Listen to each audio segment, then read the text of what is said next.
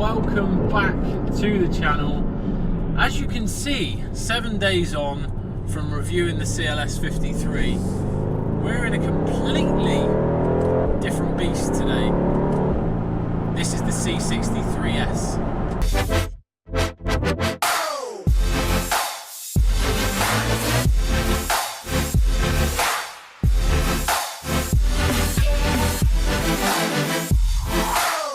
So a couple of things to point out first off. Unfortunately, you will notice in this video today there is no drone footage. I had a little bit of technical difficulty and my SD card was showing as full, even though I thought I deleted everything off of it. It so happened to turn out that all the deleted items were in the trash and the bin wasn't empty. So no drone footage. We're going to go completely old school and just use normal cameras, so hopefully with what we've done you'll still get a nice look of the car. And I'm going to start off with the external features and changes. Obviously this is a facelift model, so we see the introduction of the Panamericana style grille, though it's not allowed to be called that anymore in Mercedes' eyes. It does set it off really nicely, and obviously we're familiar with this grille because it's on a lot of the GTs. But the other thing that it goes well with on this particular car that I'm reviewing today is the Magno Selenite Grey paintwork finish. Now the standard metallic paint is £685, and I think the Magno option is around about £1,700, so in my opinion well worth the extra. AMG night package, so we have gloss black wing mirrors, gloss black seals, exhaust tips, and then the AMG 19-inch cross-forged alloys in matte black. Inside, the display has been completely redesigned, which it needed updating. The old C-Class, the entertainment screen, a lot of people that I spoke to felt like it was an additional afterthought. It was kind of just plonked in the middle, and it hasn't really changed in terms of its location. However, they have made it a lot more slimline. It's narrower but wider, and it just sits nicer along the dashboard, I think, so that's great. The layout is slightly different as well. It's still the same jog wheel and mouse pad to control it, but the big difference is the ICD display, instrument cluster display, in front of the steering wheel here. So we see digital speedometers, similar to the widescreen cockpit, very customizable. Customizable, is that even a word? Anyway, you get what I'm trying to say. There's a lot of customization available on this screen, and it also has heads-up display. Now, heads-up display is one of those features that I've never really benefited from. I don't really think it's necessary until driving this car, and the additional information that you can actually have displayed there, and you can also move the location of it where it is on the windscreen, so if it's too high and it's in your vision, you can lower it down. But there's one feature that I want to talk about, which is track pace. Now, if I jump into track pace on the screen here, track pace is something that I touched on when I drove it was either the E53 or the E63S, I'm not sure which one. And the thing I love about it the most is straight away it comes up saying warning for use on racetracks only. Kind of makes sense in the name, track pace. So within that, if you scroll down to drag race, you've got a list of options: acceleration, quarter mile, braking, and history. For the purpose of this video, I'm going to go into history.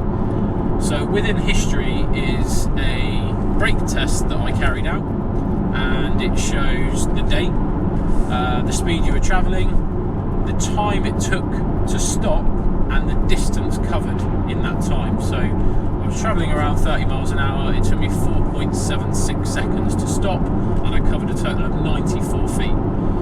I wasn't braking too hard on that, and it was just sort of me playing around, testing the features. So that's great. I think for anyone that's a real petrol head and wanting to take this car on track, little features like that is a must-have. You've then got track race, which if you go into track race, all tracks, it lists already defaulted in here a load of different tracks. You've got Hockenheim, Nürburgring, but it will basically register when you're at the start line of a racetrack, and you can it will calculate your best lap times. It will record your sectors, your top speed, total length in terms of distance covered.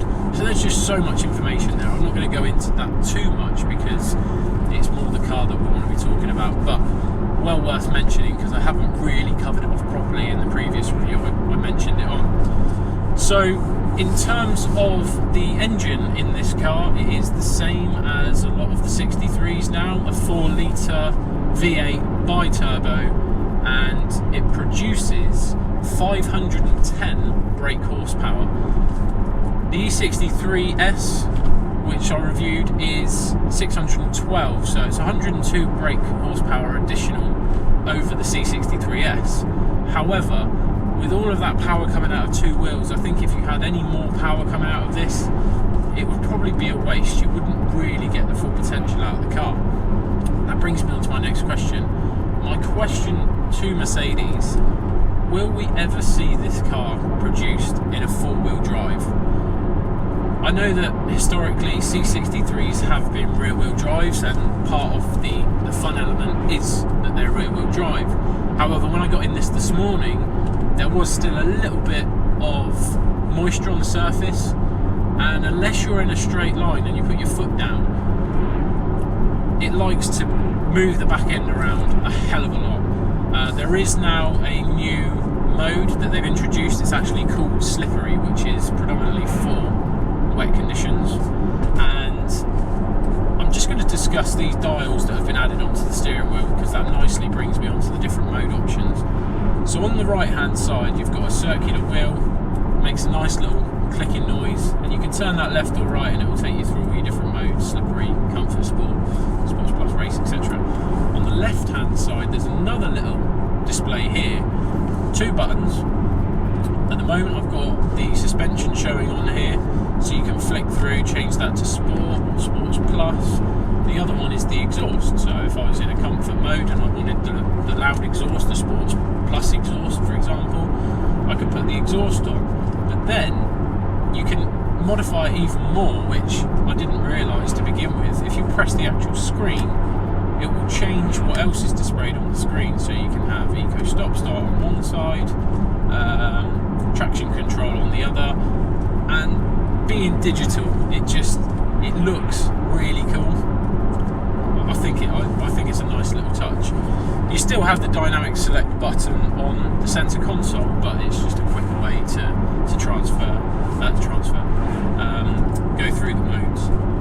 So the upgraded steering wheel, again, it's becoming the norm now really in all of the models that we see, and the difference on this one is that it has Nappa leather sides, which feels really nice, feels very sporty, and that looks great. That looks great as well. Premium Plus package, this car comes with Premium as standard, but Premium Plus again gives you electric memory seats on both sides, the Burmester sound system, and panoramic sliding roof. All of those things being fairly basic and things that we tend to expect now, but certainly worth covering. And then the only other interior option that's worth mentioning is the AMG carbon trim. So this centre console is all finished in carbon fibre. Now the comparison to give you in terms of the 0 to 60, I guess would be an Audi RS4. So the 2018 model is 4.2 seconds 0 to 60. As I've already mentioned, this has 510 brake horsepower, and the 0 to 60 is 4.1, so it just about undercuts the RS4. So if we change back up to Sports Plus here, drop down, I mean, my God, that is some serious power, and the noise that you get from it, it just puts a smile on your face. I can't really think of any other car that gives you the same excitement.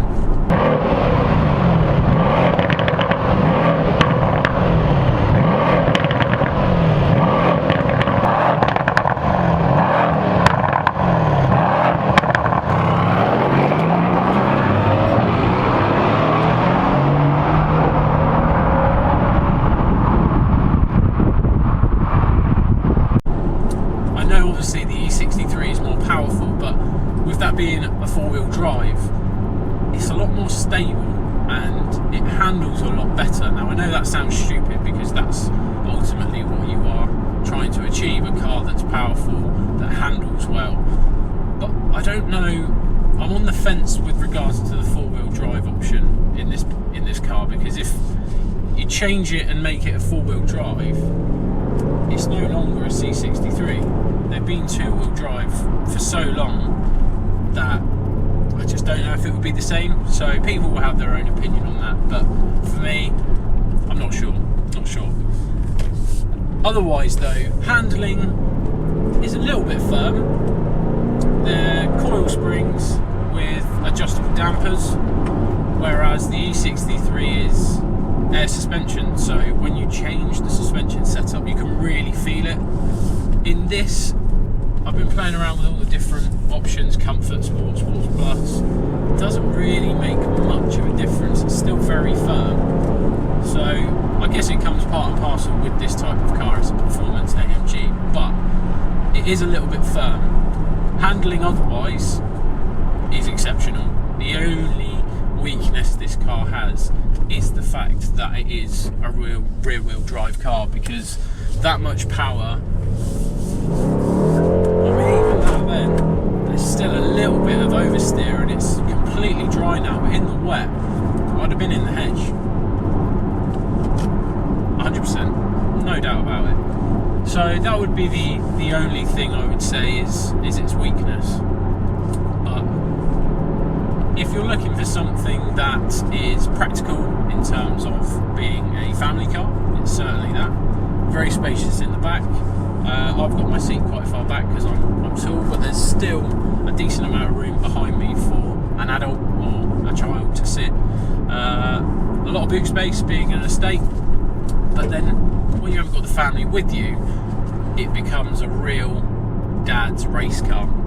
Certainly in the sense of having that track pace to be able to utilise, but also just the look of it is very, very aggressive. The sound, you know, a 63 engine when you hear one, and the technology now, it wasn't out of date by no means, but with the introduction to this ICD display, the slight alteration in the entertainment screen, the interiors had a slight upgrade in terms of steering wheel.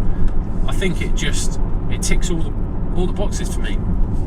Like I say, I try not to be too biased when it comes to Mercedes because I do love the brand, but I will always point out things that I think are a weakness, and the only one I can really give you is the comfort element. It's not uncomfortable. Again, it's got the performance seats, which when I first reviewed, I wasn't sure whether I'd find them comfortable or not, but you've got the adjustable bolsters, so they hold you in really, really well. And yeah, it's really just the suspension element, so I think maybe air suspension in the future could be an option in this car, but otherwise, you know, you can't knock that too much because it is a performance car, so you have to expect a certain degree of a firm suspension setup. The only other thing I would say is a four-wheel drive option. Not sure. People will have their own opinions on that, like I say, but for me, I'm not sure whether that would be a good thing or a bad thing. I just know that in the past I've had some scary experiences with a C63 in wet conditions, and yeah, I don't wish to experience them again, let's say. The big difference, which I've completely overseen with all my excitement in the power output and the way this car drives and handles, is the gearbox. So they've done away with the 7-speed automatic gearbox and introduced the 9-speed that we see in a lot of other models now, and it is going to be standard across the whole C63 range. So I think that's great. It's not something that you can notice too much, but certainly when you get up the higher end of the rev range, those extra 2 gears, having the use of those certainly makes a difference. So yeah, we see that. Otherwise, it pretty much remains the same, other than the things we've covered off, the facelift, the technology, and the gearbox. But I haven't reviewed this car yet, so I felt like it was necessary to do it as a little bit of a stopgap almost, because there's new models, which I touched on last week, that are coming through that aren't here yet, and one of them has since arrived, which is the GT63S 4-door coupe. So that one is very much on the radar. We've then got A35, EQC, first electric, it's going to be huge, and the new GLE. So some serious product there to get my teeth stuck into. But this is just a car that I haven't reviewed yet, and it just kind of had to be done. C63, who wouldn't want to review that? So for me, I hope this video helps. It's certainly a hell of a car in many ways. Looks, performance, sound, everything. And I hope that the comments that I have made, positive and negative, also help. But for me, that is it for this video. As I say, apologies for not having any drone footage of this car. A little bit of a technical issue.